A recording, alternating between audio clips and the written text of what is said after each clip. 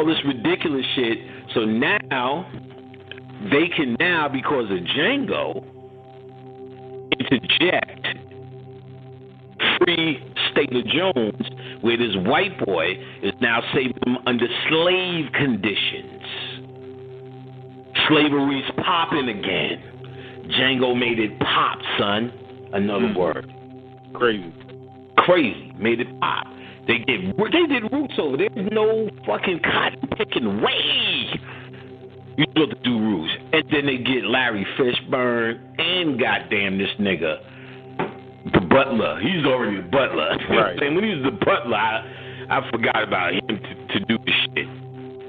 So I watched this Birth of a Nation, and they spent the whole. See, what they'll do is that scenario. You show a whole movie of me drowning babies, then say this is why you don't drown babies.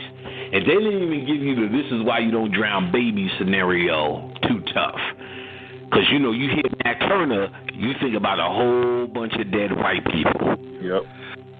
You didn't see that. You spent the whole movie watching this nigga. And what they did was show him as a preacher, and his whole rebellion idea came from the Bible. Wow. When I tell you, it solidified that fucking book to no end. So they read a lot of verses about slavery and the justification of slavery. He sat there and said, look, when he's making his speech to rally his first crew of niggas up, he's saying, I found everything that they say about slavery, there's something in the Bible that says opposite. Two things. Number one is, if it contradicts like that based upon what you're saying, it's worth garbage anyway. It's not even real if it has these contradictions and it's the straight word of God, if that's what you believe. Now, that's number one. Number two is, what they were doing was psychologically saying, for those who are on the fence, those who see these contradictions, just for him to solidify and then have his purpose to say there's always something in here to contradict anything bad. Even if you can't find it in real life, you automatically assume is based upon your ignorance towards this book that you can't hardly understand, no one can hardly understand until their preacher makes it a point for them out of taking a section to get his point across. You will say it's just because I'm ignorant. That's why I can't find it. Even though I can find all this shit that justifies the slave, you should beat him and love your masters. He's saying all of that shit. You know what I'm saying? And he's even though he's saying it in the context. See, the idea was he could read early. The white lady comes to his mother and says, your son can read. He has a gift. We're just taking him. And just to see that, she's just sitting there just sucking it up. Okay. Took his son and brought him in the big house. Devastating, tragic, unreasonable shit to watch right now.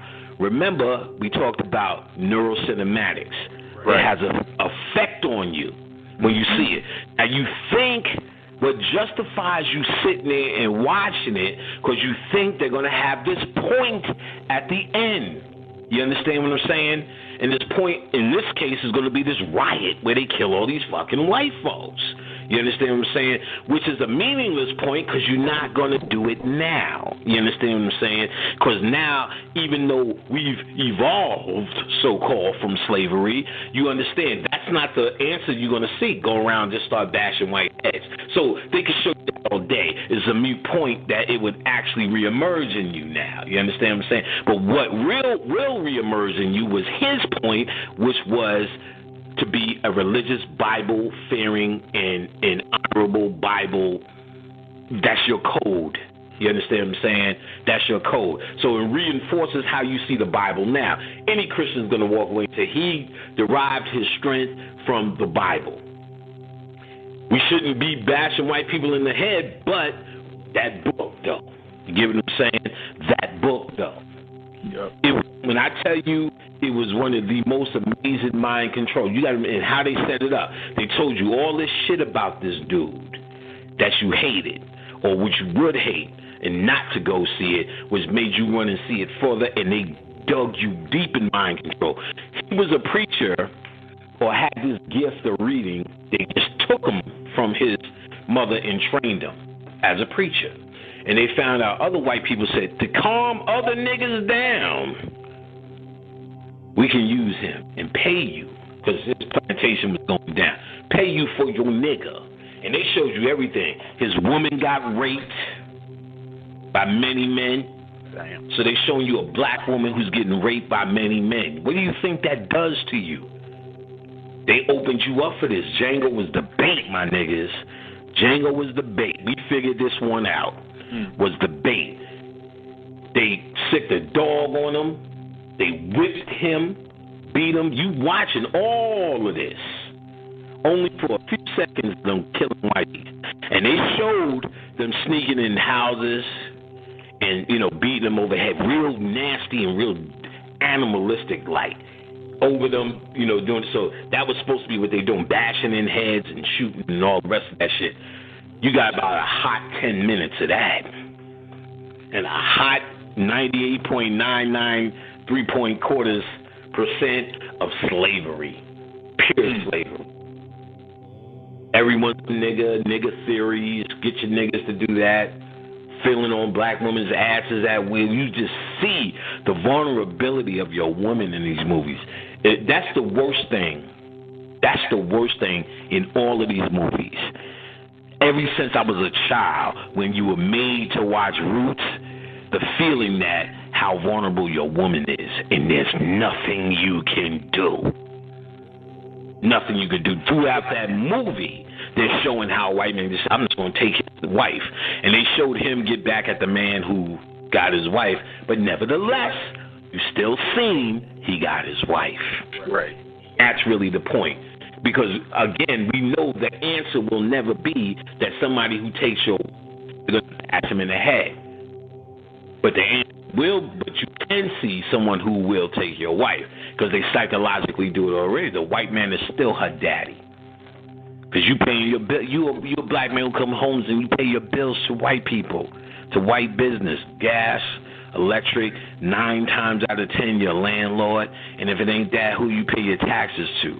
You paying that man. He's still your master psychologically. You know what I'm saying? As long as you here and as long as this is his country. So you still in that same psychological setup. All you have to see is it act out and portrayed through symbols on film. And that symbols reinforces the psychological setup that's in society today. That psychological setup that where you go to your job at, the system that you in. I don't care how many black faces are represented. My boy is black. I own my own black business. Nigga, this white man setup. You know what I'm saying? It is, and as long as this place stands under this name, it always will be. You know what I'm saying? It always will be. And no matter how black you make it psychologically, you know what I'm saying? That white man knock on your door, you're going to be shitting in your boots. Why is he here? I don't care what black. And I live and where I live now, there's not a white face to be found. Not a white face to be found. But we still know who own this shit. You know what I'm saying? We are not under any delusion. So no matter how we play ourselves and tell ourselves and make ourselves feel about where we at, where we live, and there ain't a white face around, at the end of the day, psychologically, we know he still got his foot on our neck in some sort of way. So when you see it acted out in these motherfucking movies in such a way, what you're actually seeing is them reinforcing through Neuro-Cinamatics or Neuro-Cinema, through this practice, what you see them reinforcing actually the same mind control that keeps you locked down in the same thought process. No matter how illusionary of free thinking you think you are, you're still locked down in the same thought process, because psychologically the nothing has changed. The guard hasn't changed. The icons haven't changed. And the most effective relationship in America to make this thing work is the slave-master relationship. We now call it the haves or the have-nots, but that's what it's always been. haves and have-nots, not fucking middle-class illusion. It's about rich or poor, those who have it, those who don't. You know what I'm saying? And that slave-master relationship is very important for this to function. You must stay in ignorance. That's why they have nothing but love in hip-hop and all this rap crap on TV. Because what they're doing is trying to keep you in a slave-ignorant relationship with your slave master. That's how it works. So there's absolutely nothing better to maintain this relationship through mind control than movies and the movies that they put out. So Django was the way in. And now Roots, for Butler, 12 Years a Slave, Free State of Jones, Birth of a Nation, and I'm sure that Mandela shit, I'm sure, is the way they are now using to keep this relationship popping through Neuro-Cinamatics. Y'all need to recognize what's going on.